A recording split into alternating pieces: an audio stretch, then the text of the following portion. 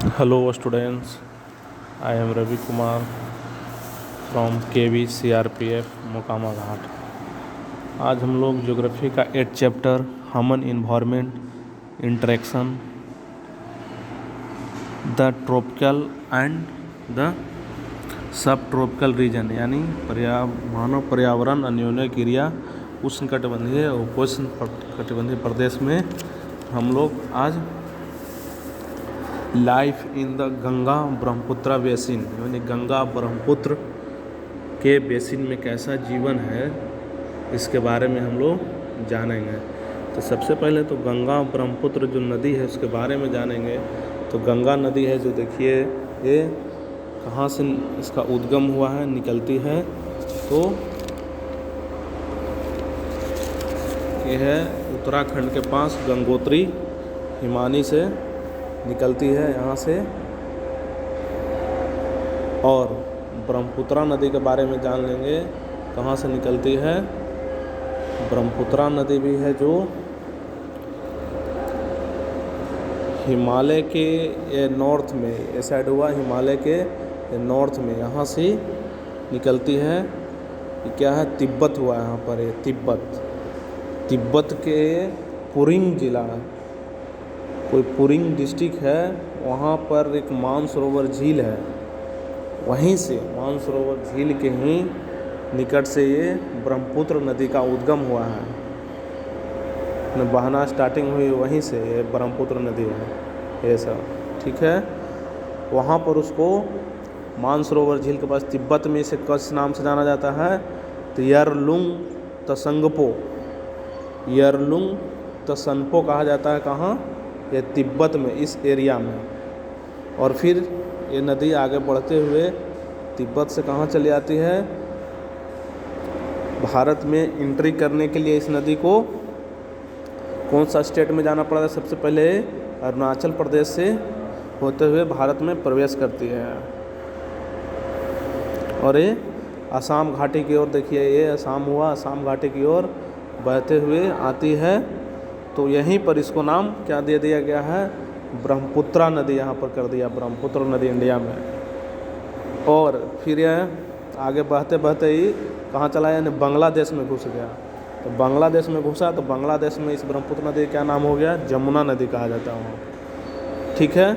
और फिर एक जगह जो बांग्लादेश में जब यहाँ आ गया तो बांग्लादेश में जो ब्रह्मपुत्र नदी और जो गंगा नदी इधर से आ रही है, ये दोनों का जहाँ पर एक मिलन होता है, संगम होता है, दोनों को इस संयुक्त धारा को फिर इसको नाम क्या दिया गया है, मेघना नदी के नाम से, ठीक है।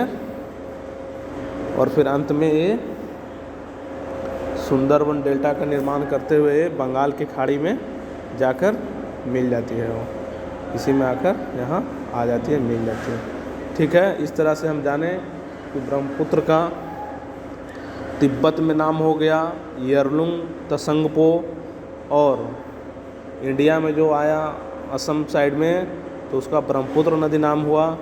और फिर बांग्लादेश में जमुना नदी, और फिर जहाँ गंगा और ब्रह्मपुत्रा का वहाँ पर मेल हुआ है धारा के, तो उस जगह पर का नाम इसको मेघना नाम दिया गया, ठीक है। तो हम ब्रह्मपुत्र के बारे में जान गए, गंगा और ब्रह्मपुत्र नदी के बारे में, ठीक है। वहाँ के लाइफ स्टाइल कैसा है, सभी का जीवन कैसा है, उसके बारे में हम लोग जानेंगे।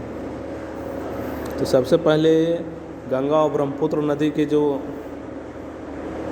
सहायक नदियाँ हैं उन्हीं से मिलकर ये इंडियन सब कॉन्टिनेंट्स जो भारतीय उपमहाद्वीप है में गंगा ब्रह्मपुत्र बेसिन का निर्माण करता है। बेसिन क्या कहते हैं, नदी के जितना भी किनारा है उसके आसपास वाले एरिया के ये सब बेसिन कहलाता है, ठीक। गंगा और ब्रह्मपुत्र नदी का बेसिन हुआ, ठीक है। और यह बेसिन सब ट्रॉपिकल रीजन में 10 डिग्री नॉर्थ और 30 डिग्री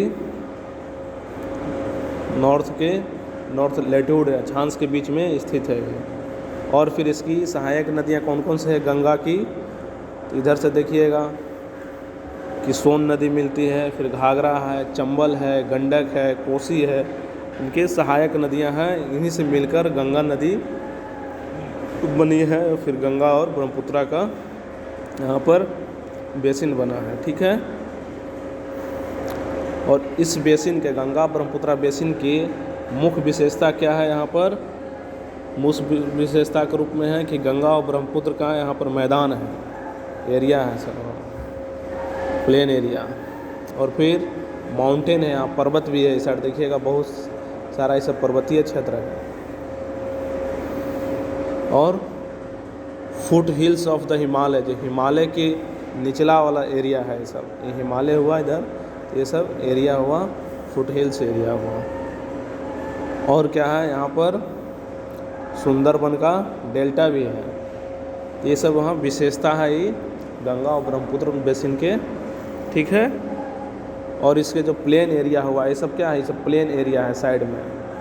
तो प्लेन एरिया में जो मैदानी क्षेत्र हुआ, वो वहाँ पर बहुत सारा ऑक्सबॉ लेक, ये चापझील जो झील होता है, चाप झील, वो भी पाए जाते हैं। ठीक है,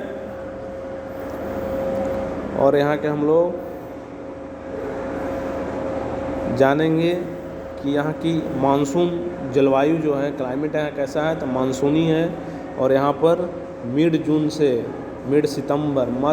मध्य सितंबर के बीच में अधिक वर्षा होती है। और इस बेसिन में समर सीजन, जो गर्मी का जो मौसम होता है, उसमें गर्मी लगता है, फिर ठंड के मौसम में ठंड लगता है। ठीक है, और इस बेसिन एरिया में डिफरेंट टोपोग्राफी होते हैं, जो स्थलाकृतियाँ, डिफरेंट टाइप के यहाँ पर स्थलाकृतियाँ हैं, जिसके कारण क्या हुआ, यहाँ की जो जनसंख्या का वितरण है, जो हर एक जगह भिन्न भिन्न है। जैसे मान लीजिए कि तीव्र ढाल वाला पहाड़ी एरिया में आदमी लोग बहुत कम वहाँ पर रहते हैं, कहीं कि वो हमारे रहने के अनुकूल नहीं होता, इसलिए वहाँ जनसंख्या कम होती है पर्वतीय क्षेत्रों में। और जो इसके मैदानी एरिया होते हैं, प्लेन एरिया में जनसंख्या का डेंसिटी अधिक रहेगा, घनत्व अधिक रहेगा, ज़्यादा लोग रहते हैं वहाँ पर। तो एक चीज़ और यहाँ पर आया जनसंख्या घनत्व के बारे में। तो जनसंख्या घनत्व क्या हुआ, 1 किलोमीटर के एरिया में कितना आदमी रहते हैं, उसी के अनुसार वो जनसंख्या घनत्व होता है। सबसे अधिक जनसंख्या घनत्व भी हमारा बिहार स्टेट का है, तब उसके बाद बंगाल है। ठीक है, और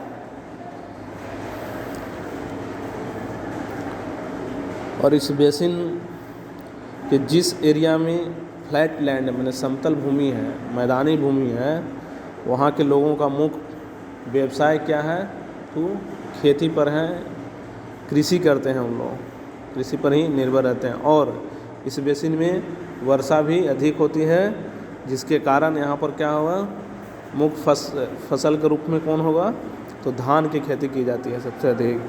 और इसके साथ साथ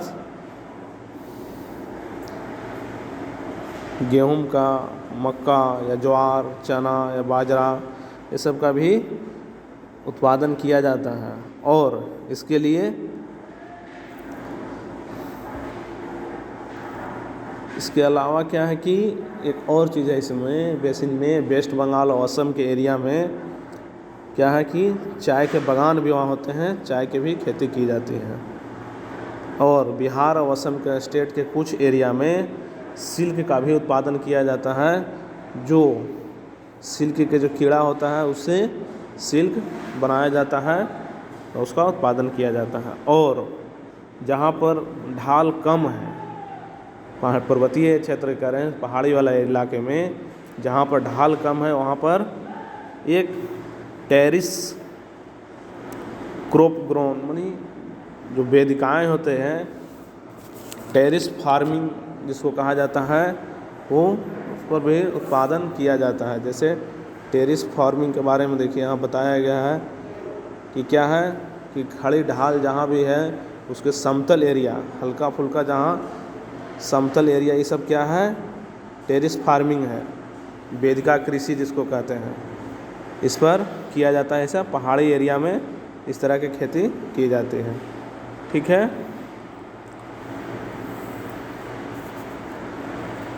और गंगा ब्रह्मपुत्र के जो प्लेन एरिया में किस तरह के पौधे पेड़ पाए जाते हैं वहाँ पर टीक का पेड़ होता है जो सागवान हुआ, फिर साल का सखुआ, फिर पीपल के पेड़ भी मिलते हैं वहाँ पर। और ब्रह्मपुत्र के जो प्लेन एरिया हुआ, मैदानी क्षेत्र हुआ, वहाँ पर बांस के घने घने बांस के झुरमुट जो होते हैं, बांस के पेड़ वहाँ पर मिलते हैं। ठीक है। और इस डेल्टा जो सुंदरवन डेल्टा का क्षेत्र हुआ उसमें मैंग्रोव फॉरेस्ट भी पाए जाते हैं, मैंग्रोव फॉरेस्ट से वो घिरा हुआ है। और पर्वतीय क्षेत्र जो हुआ इसके, जैसे उत्तराखंड हुआ, सिक्किम हुआ, अरुणाचल प्रदेश हुआ, इस सब एरिया में क्या है कि वहाँ ठंडी जलवायु है और ढाल भी बहुत ही तीव्र होता है, बहुत ही अधिक है।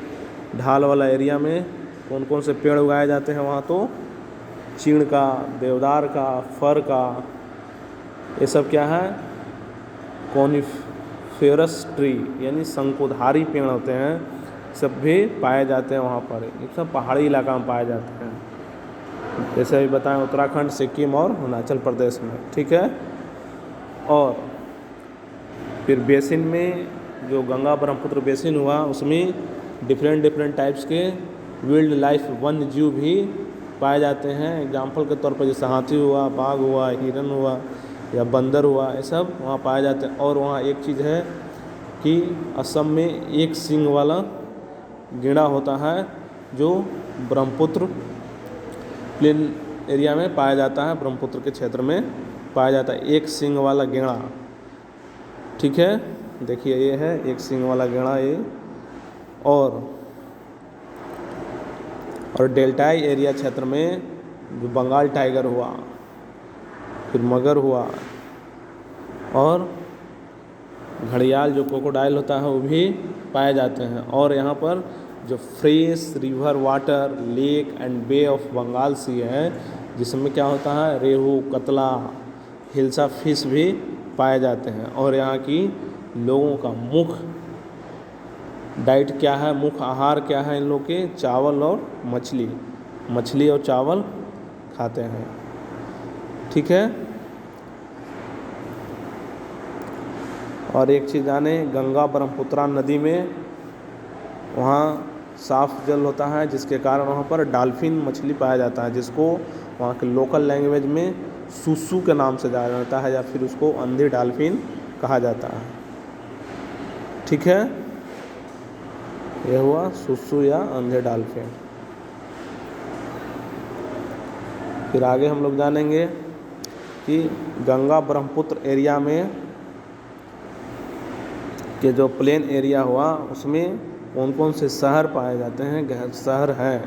तो बड़े शहर के रूप में कौन कौन से हैं, गंगा के किनारे वाला शहर देखिएगा तो इलाहाबाद हुआ, कानपुर हुआ, बनारस हुआ, लखनऊ हुआ, पटना हुआ, कोलकाता हुआ, ये सब क्या है गंगा नदी के किनारे हैं, बसे हुए शहर हैं।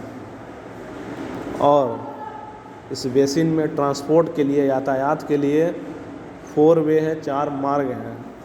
4 मार्ग में कौन कौन से हुए, एगो रोडवे हो गया, एगो रेलवे हो गया, वाटर वे की भी व्यवस्था है, और फिर एक एयरवे तो होगा, एयरपोर्ट के सब जगह व्यवस्था। ठीक है। तो वहाँ के जो प्लेन एरिया के जो लोग होंगे, मैदानी क्षेत्र के, जो रोडवे से सड़क मार्ग से जाएंगे या रेल मार्ग से जाते होंगे, और फिर जो नदी के किनारे वाले एरिया के लोग होंगे वो वाटरवे जल मार्ग का यूज करते हुए ट्रांसपोर्ट करते हैं एक जगह से दूसरा जगह जाने के लिए। और एक चीज़ है, कोलकाता में एक हुगली रिवर के पास एक पोर्ट भी है। ठीक है, पतन। और एयरपोर्ट तो हर एक जगह व्यवस्था हो गई है, एयरपोर्ट के भी अवेलेबल हो गया है, जिससे वायु मार्ग के थ्रू भी लोग एक जगह से दूसरा जगह जा सकते हैं। ठीक है। और फिर गंगा ब्रह्मपुत्रा जो बेसिन हुआ उसमें टूरिज्म के लिए भी बहुत ही अधिक इम्पोर्टेंट है, पर्यटन का भी वहाँ पर डेवलप बहुत हुआ। जैसे में देखिएगा यमुना रिवर के किनारे एक आगरा है, जो आगरा में क्या है ताजमहल है, ये भी एक टूरिस्ट के लिए है। टूरिस्ट लोग आते हैं यहाँ देखने के लिए। फिर इलाहाबाद में गंगा और यमुना नदी के संगम है। फिर उत्तर प्रदेश और बिहार में क्या है, बौद्ध स्तूप है बुद्ध भगवान का। फिर लखनऊ में इमामबाड़ा है। फिर असम का जो काजीरंगा और मानस जो वन्यजीव अभयारण्य है वहाँ, ये सभी देखने के लिए लोग आते हैं, पर्यटन के क्षेत्र हैं। और एक चीज़ और इसमें है कि अरुणाचल प्रदेश में कुछ विशेष टाइप के जो वहाँ के जनजाति हैं, जो उन लोग का संस्कृति देखने लायक होता है, उसके लिए भी टूरिस्ट लोग आते हैं और देखते हैं। तो इस तरह से टूरिज्म भी बहुत ही अधिक डेवलप किया है गंगा और ब्रह्मपुत्र बेसिन में। ठीक है। और एक चीज़ इसमें जानेंगे कि 2 अक्टूबर 2014 को भारत सरकार ने एक स्वच्छ भारत मिशन का शुभारंभ किया था। और नमामि गंगा को साफ़ करने के लिए या उसको संरक्षित करने के लिए, उसके लिए नमामि गंगे कार्यक्रम की भी शुरुआत की थी, ताकि गंगा को स्वच्छ किया जा सके, शुद्ध किया जा सके। ठीक है, ओके।